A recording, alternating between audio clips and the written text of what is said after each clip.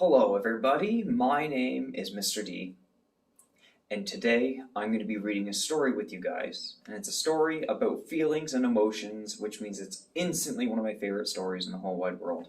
And this book is called Feeling Ninja, and I love it because he's got a skateboard and he's really cool like that. And so I'm going to be reading the pages, and then I'm going to be showing the pictures, just kind of like what we do when we're in class and everything like that. But I love it. It's by Nhin. I'm sorry if I said that wrong, but there it is right there. And pictures are by Jelena Stupar. Very cool. I jumped out of bed, pulled back the curtains, and stretched on my tippy toes. It was going to be a beautiful day. I was just sure of it.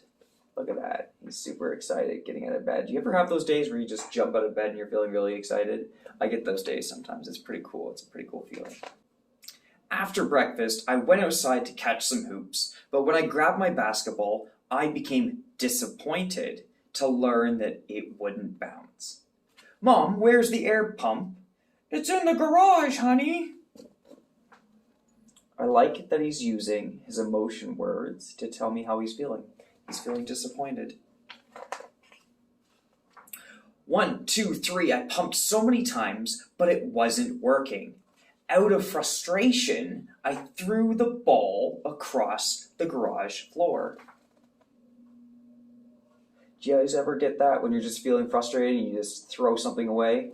I feel it. It's kind of, I get frustrated sometimes too. Yeah.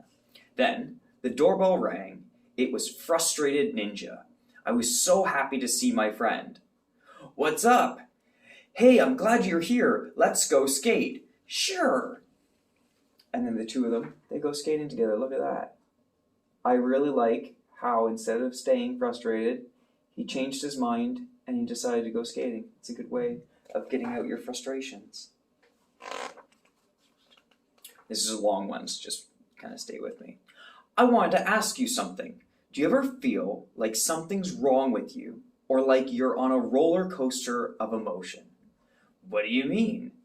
This morning I woke up so happy to start my day, but when I found out my basketball was flat and I couldn't play with it, I became disappointed and then sad.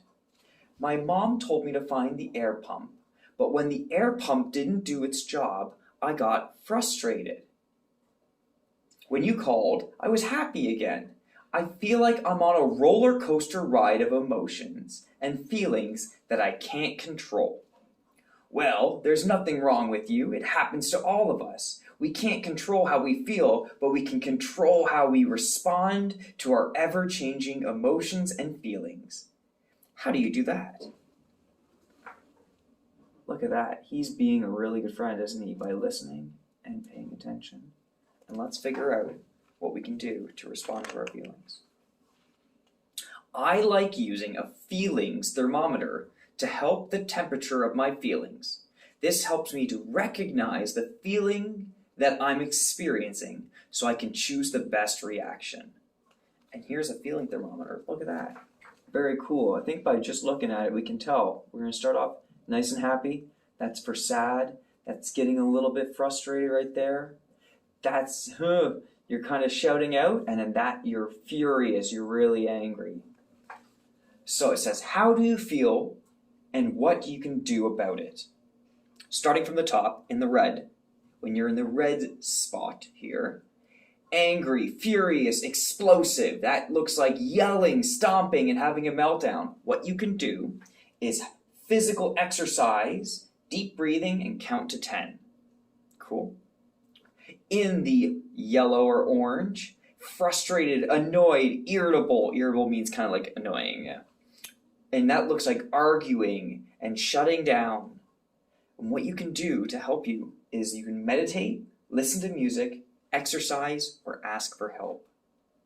In the green spot, when you're anxious, worried, or unsettled, and that looks like when you're pacing back and forth, walking back and forth, when you're avoiding a situation, or when you're clingy, when you really don't want to let go. What you can do is you can talk to somebody, focus on what you can control, practice grounding by using your 5 senses. So that's kind of like looking around, seeing things that you can see, smelling things that you can smell, listening to things that you can hear, and using that to bring yourself back down. In the blue, when you're sad, negative, or lonely, that looks like when you're crying, when you're withdrawn, when you're not really wanting to be around people, or when you're disengaged. Same idea, you don't really want to play around with people and stuff. You can use positive self-talk. Tell yourself, you know what, I can do it. I can have a great day. I can just think positive. And talk to a friend or journal about your feelings. And journals don't have to be writing. You can draw pictures to say how you're feeling. And the last one, when you're positive, calm, and happy, when it looks like you're smiling, you're laughing, or you're engaged, when you're actually participating with people. And what you can do when you're in that is you can help someone else, you can do something fun, or you can notice and enjoy your mood. So that means you can enjoy being that happiness and that level of happiness. I'll put that right there. Right there. So if you want, you can pause it, take a screenshot of that, and there it is all right there. I'm also going to have a link to all this stuff in the video description below, so you can check on that if you want to see some of the resources and stuff. If you listen to what your body tells you, it gives you clues, so you know what to feel. When you're feeling positive, your face is happy, your mouth is smiling, your voice is enthusiastic. When you're furious, you clench your fist and your teeth, your muscles tighten up, and your shoulders hunch up. Oh, that's furious. When you're lonely, your eyes look down, your shoulders hunch, the corners of your lips are drawn down, feeling lonely. Or when you're frustrated, your jaw tightens, or your body tightens up, and your muscles tighten up. Oh, that's feeling frustrated. Those are all different ways that you can tell how you're feeling by paying attention to what your body is doing. Cool, nifty, eh? I never thought about it like that.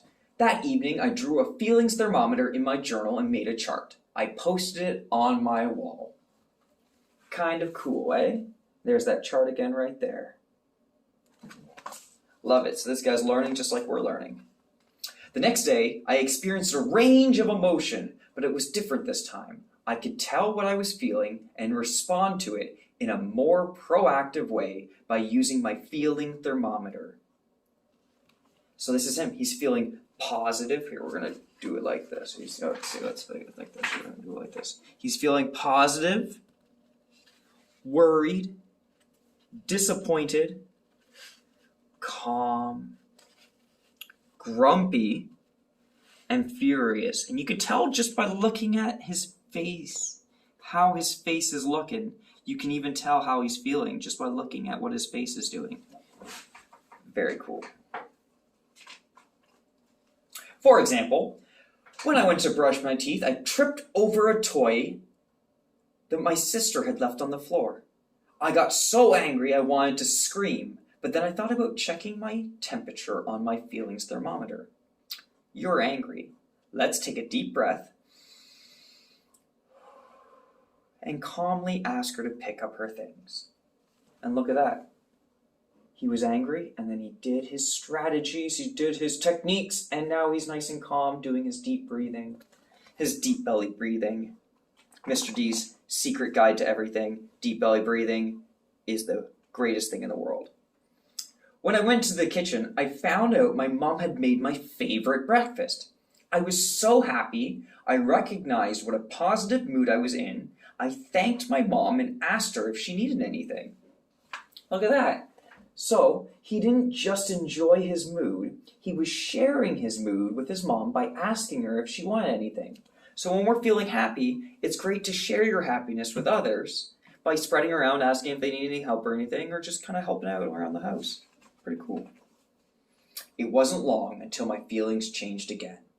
In the middle of building a structure, I became upset that the directions didn't make sense. I thought to myself, time to check my temperature. I then realized I was feeling frustrated. Okay, what to do with frustration? Ah, yes, I can ask for help, I thought. Dad, can you help me? It's always great to be able to ask for help.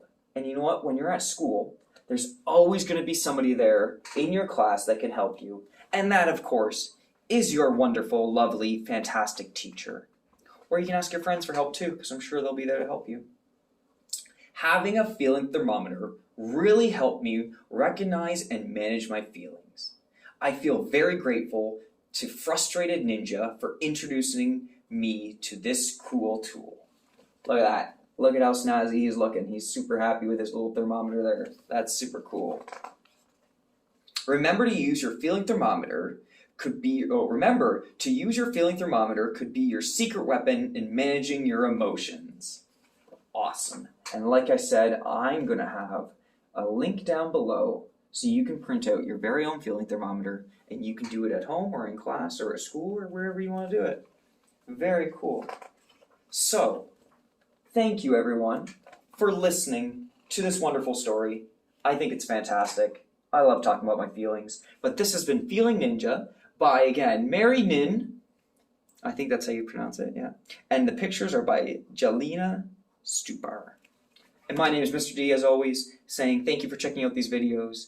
If you want to find some strategies and stuff along the way, there's a whole bunch of other videos posted on my channel, so check it out. There's the deep belly breathing thing we talked about, the 5 senses thing that you can do to check around all your senses and everything, and a whole bunch of other ones. So thank you everybody for watching this, and have a great day. Bye.